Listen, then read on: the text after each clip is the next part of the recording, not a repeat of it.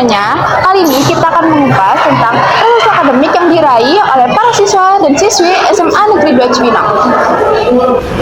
SMA Negeri 2 Cibinong atau lebih dikenal dengan nama SMAFO merupakan SMA favorit karena siswa-siswinya yang berbakat dalam bidang akademik dan non-akademik. Tentunya itu menjadi sorotan bagi para orang tua untuk memasukkan anaknya di SMAFO. Tidak hanya itu, lulusan SMAFO juga banyak diterima di PTN ternama seperti UI, Unpad, Undip, dan masih banyak lagi. Di vlog kali ini kita akan menampilkan cerita-cerita inspiratif dari siswa dan siswi SMA Negeri 2 Cibinong mengenai bidang akademiknya. Nah, kalian sebelumnya tahu gak sih apa itu prestasi di bidang akademik? Prestasi akademik merupakan prestasi siswa yang berkaitan dengan kegiatan pembelajaran atau pendidikan formal yang dilaksanakan di kelas, ilmu pengetahuan, kemampuan, dan kecakapan yang diperoleh siswa dari proses belajar merupakan prestasi akademik yang dimiliki siswa.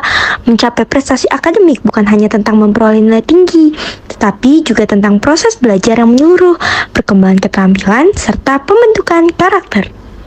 Di sini kita akan menanyakan apa saja yang mereka sudah raih, kapan, dan mengapa mereka memutuskan untuk fokus pada bidang ini, dan siapa role model mereka.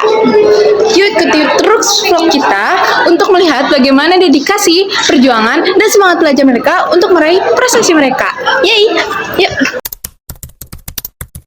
Mungkin kalau misalkan dari SD sendiri, itu saya jadi peraih ranking 1 seangkatan. Lalu untuk sekolah menengah pertama saya juga menjadi ranking 1 seangkatan. Dan yang baru saja saya dapatkan itu di awal semester 1 dan 2 di kelas 1 SMA, saya juga menjadi peraih ranking 1 seangkatan. Sejauh ini prestasi saya di bidang akademik pertama di SD dari kelas 1 sampai kelas 6 tiap semesternya saya dapat ranking 1. Di SMP minat belajar saya itu berkurang, tapi masih bisa konsisten masuk ke 5 besar. Nah, alhamdulillah di kelas 10 kemarin di semester 1 sama semester 2-nya saya dapat ranking 1. Waktu TK, kalau nggak salah saya pernah dapat peringkat 1 seangkatan, sama waktu SD saya pernah 2 tahun berturut-turut juara lomba cerdas cermat agama waktu FLS 2N, sama waktu SMP saya pernah masuk semifinal waktu SMAFO Open Championship. Mungkin untuk tempat sendiri itu saya rasa adalah bentuk tes dan bimbingan saya sendiri.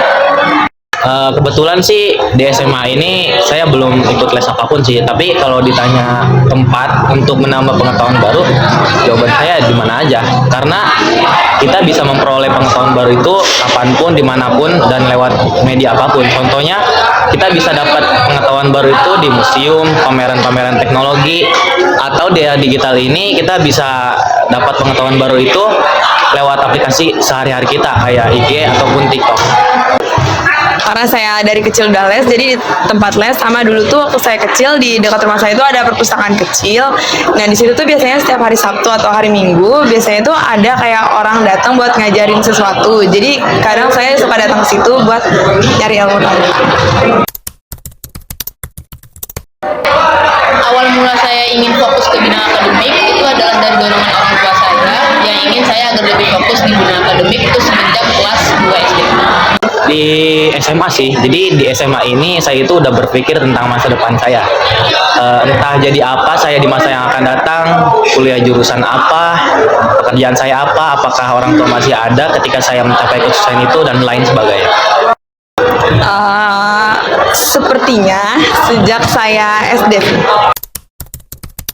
Role model saya itu banyak. Yang pertama itu kayak seperti Maudy Ayunda, terus yang paling baru nih Safira Putri, dan kalau dari keluarga saya sendiri itu adalah ayah saya. Kalau role model sih nggak ada ya, tapi kalau orang motivasi saya sih kedua orang tua saya. Jadi saya itu kan sering membantu ibu saya ngebantu di toko grosir eceran sembako gitu. Nah jadi setelah ngebantu itu saya jadi tahu jadi susahnya dapat uang dan capeknya itu dapat uang. Jadi setelah itu saya sadar dan nggak mau nyanyiain fasilitas yang udah mereka kasih buat saya belajar. Saya menjadikan Maudy Ayunda sebagai role model saya dari saya kecil. Alasan utamanya adalah karena dorongan dari dari ayah saya yang ingin sekali saya agar fokus ke bidang akademik, dan yang kedua itu saya rasa saya memang sudah menyadari bahwasanya seluruh kemampuan yang saya miliki itu sangat cocok jika difokuskan ke bidang akademik. Singkat aja sih, karena saya kurang berbakat di luar bidang akademik kayak olahraga gitu. Karena saya sadar kalau kemampuan yang paling menonjol di diri saya itu ada di dalam bidang akademik. Cara utamanya adalah saya harus terus belajar dan belajar, entah itu belajar dari kesalahan saya maupun belajar dari orang lain, agar seluruh hal yang mungkin terjadi, baik yang buruk dan yang baik, itu dapat dimaksimalkan untuk mencapai hasil yang lebih maksimal. Konsisten ya, jadi saya itu emang gak punya teknik atau metode belajar khusus atau jadwal belajar di rumah tetap. Saya juga belajar kalau lagi mood aja, karena kalau lagi gak mood belajar hasilnya nggak akan baik. Tapi cara saya mempertahankan nilai itu, saya memaksimalkan waktu belajar saya di sekolah. Jadi ketika guru menjelaskan, saya itu benar-benar fokus dan benar-benar mencerna materi. Jadi setelah pulang sekolah itu saya nggak perlu belajar untuk mengolah materi tersebut. Dan kita itu harus menjaga attitude kita pada guru-guru, dan jangan lupa untuk aktif di dalam pembelajaran di kelas. Kalau konsisten, kadang kalau konsisten itu kan rada susah, karena kadang biasanya naik, biasanya turun. Nah kadang kalau misalkan konsisten saya lagi turun tuh, saya biasanya nonton video orang lagi belajar atau apa yang bisa memotivasi saya. Jadi saya nyadar kalau kita harus konsisten supaya bisa menjadi seperti orang tersebut. Jangan takut untuk gagal. Lidah yang tergigit saat makan adalah bukti bahwa kita bisa gagal walaupun memiliki pengalaman bertahun-tahun. Nah, itu adalah now or never, sekarang atau enggak. Hanya karena hal tersebut sulit, bukan berarti hal tersebut mustahil. Dari hasil wawancara singkat tersebut, kami dapat mengambil kesimpulan bahwasannya prestasi akademik merupakan prestasi yang kerap dipilih siswa karena mereka memiliki kemampuan berpikir lebih dibanding kemampuan lainnya. Prestasi akademik juga tidak hanya sekedar nilai, namun juga kemampuan beradaptasi dan bersosialisasi dengan baik. Selain itu, anak yang memiliki prestasi akademik biasanya mempunyai tekad, semangat, serta alasan yang kuat sehingga mereka dapat konsisten dalam mencapai prestasi tersebut.